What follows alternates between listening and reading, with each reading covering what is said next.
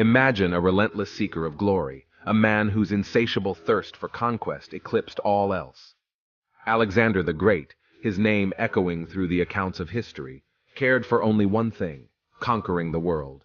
He hurled his armies into the face of battle, unburdened by the fear of defeat, as if he were a god who was gifted to never lose. In the year 336 BC, the young and ambitious Alexander ascended to the throne of Macedon, following in the formidable footsteps of his father, Philip II. He swiftly expanded his dominion over Greece and then set his sights on the vast riches of Asia. A decade of ceaseless victories graced his path, but the glory did not satisfy him. His loyal men, battle-worn, tired, and craving for a break, longed to return home and enjoy the treasures they had won. But for their king, riches were not enough, and his sole passion was conquest. Victorious battles against the Persians saw him extend his rule over their sprawling territories. But it was what lay beyond, in the fabled land of India, that truly captured his imagination. However, little did he know, where this unquenchable thirst for glory was taking him next would be the beginning of his end. As he embarked on his Indian adventure in 327 BC, Alexander was driven by the tales of India's fabled prosperity and riches. But the journey was not easy.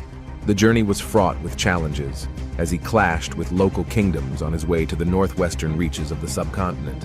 But Alexander, with his experience and tired but hardened warriors, laid waste to the smaller kingdoms in the region easily, eventually crossing the Sindhu River to take a break in Ambis Takshila and strategize his next moves.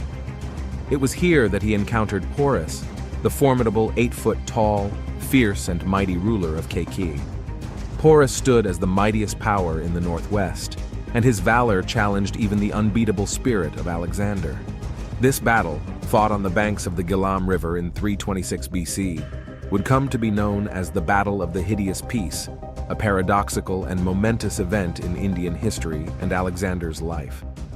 However, interpretations of this battle are fraught with contention. Some Western historians, eager to praise Alexander, paint a picture of Greek victory and Porus's surrender.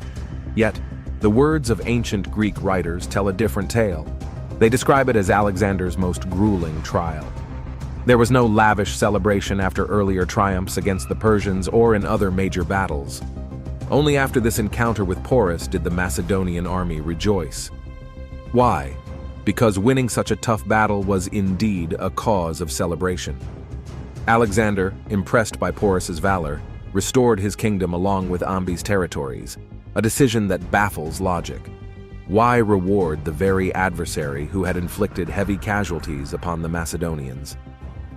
The answer lies in the realization that Porus and his troops displayed extraordinary bravery that gave pause to Alexander's men.